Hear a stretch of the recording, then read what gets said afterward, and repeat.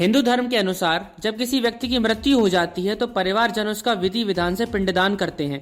माना जाता है कि पिंडदान का अधिकार उसके बेटे का होता है, लेकिन आजकल के बदलते दौर में लड़कियां भी पिंडदान कर अपना फर्ज निभा रही हैं।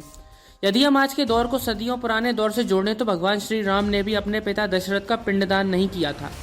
दरअसल वनवास के दौरान भगवान राम, लक्ष्मण और सीता पितृ पक्ष में राजा दशरथ का श्राद्ध करने गया धाम पहुंचे।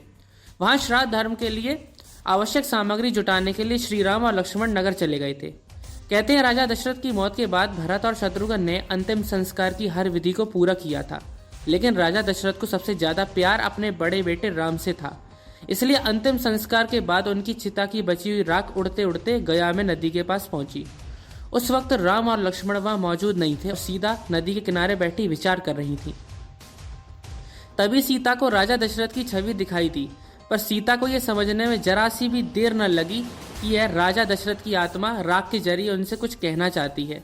राजा ने सीता से अपने पास समय कम होने की बात कहते हुए अपने पिंडदान करने की विनती की। उधर दोपहर हो गई थी और पिंडदान का समय निकलता जा रहा था, इसलिए सीता जी ने फल्गु नदी के बालू से पिंड बनाए और पिंडदान कर दिए। सीता ने राजा दशरथ की राख को मिलाकर अपने हाथों में उठाया और इस दौरान उन्होंने वहां मौजूद फल्गु नदी, गाय, कौवे, अक्षयवट और एक ब्राह्मण को इस पिंडदान का साक्षी बनाते हुए राजा दशरथ का पिंडदान कर दिया।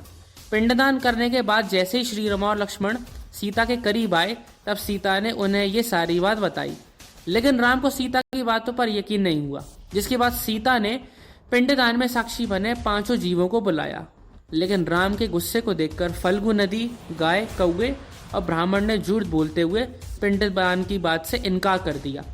लेकिन वहां मौजूद अक्षयवट ने माता सीता का साथ देते हुए सच बोलते बता दिया। इस वाक्य के बाद सीता जी ने गुस्से में आकर झूठ बोलने वाले 4 जीवों को श्राप दे दिया। फल्गु नदी को श्राप दिया, जा तू सिर्फ नाम की नदी रहेगी, तुझ में पानी नहीं रहेगा। इस कारण फल्गु नदी आज भी गया में सूखी रहती है। गाय को श्राप दिया कि तू पूज्य होकर भी लोगों का जूठा खाएगी, और केतकी के फूल को श्राप दिया कि तुझे पूजा में कभी नहीं चढ़ाया जाएगा। कौवे को कहा कि उसका अकेले खाने से कभी पेट नहीं भरेगा और वह आकस्मिक मौत मरेगा। सारे पंडितों को श्राप मिला कि पंडित को कितना भी मिलेगा लेकिन उसकी दरिद्रता हमेशा बनी रहेगी।